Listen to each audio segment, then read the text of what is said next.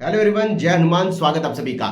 JEE में 2026 की form filling का प्रोसेस जल्द चालू होने वाला है, लेकिन बहुत बड़ी संख्या में स्टूडेंट को अभी भी कंफ्यूजन है कि आखिर कैटेगरी का सर्टिफिकेट हम कब बनवाएं। क्या हमारी कैटेगरी का सर्टिफिकेट अगर बहुत पुराना है तो क्या ये वैलिड माना जाएगा? कहीं हम एप्लीकेशन नंबर में कुछ गलत डिटेल भर दें और सर्टिफिकेट बहुत पुराना है, कहीं हमारा फॉर्म रिजेक्ट तो नहीं हो जाएगा? बहुत सारे बच्चे लगातार इस चीज को पूछ रहे हैं कि आखिर कैटेगरी सर्टिफिकेट का वैलिड और अपडेशन जो एनटीए ने आधार कार्ड के साथ कैटेगरी सर्टिफिकेट को अपडेट कराने का नोटिफिकेशन निकाला, उसका मीनिंग क्या है कि हमारा कैटेगरी सर्टिफिकेट अपडेटेड और वैलिड होना चाहिए।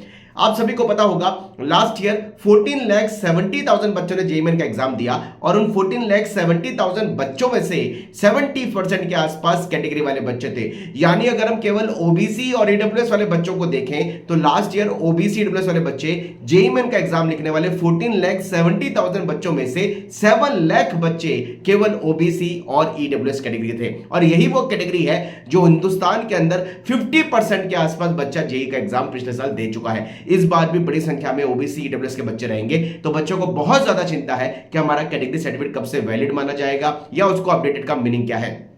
अगर आपका कैटेगरी ओबीसी या ईडब्ल्यूएस है तो बेहतर यह रहेगा कि आप कैटेगरी सर्टिफिकेट 2025 का बनवा लें। ये एक सजेशन है, बिकॉज उन्होंने एनटीए ने जब नोटिफिकेशन निकाला था आधार कार्ड और कैटेगरी सर्टिफिकेट को अपडेट करने का 29 सितंबर का, उन्होंने वहां लिखा है कि आपका कैटेगरी सर्टिफिकेट अपडेटेड और वैलिड होना चाहिए। कई बार ऐसा देखा जाता है कि फॉर्म भरने के बाद में कैटेगरी चेंज करने का ऑप्शन एनटीए नहीं देती है और एनटीए चाहती है कि पहले आप अपनी कैटेगरी को शॉर्ट कंफर्म कर लें कि आप इस कैटेगरी में फॉर्म भरने की डेट तक वैलिड है या फॉर्म भरने की डेट तक आप उस कैटेगरी में फॉल करते हैं। इसलिए बेटर रहेगा कि आप कैटेगरी सर्टिफिकेट को अपडेट करवा लें। अगर 2025 का आपका ओबीसी ईडब्ल्यूएस का सर्टिफिकेट है तो वो ठीक है।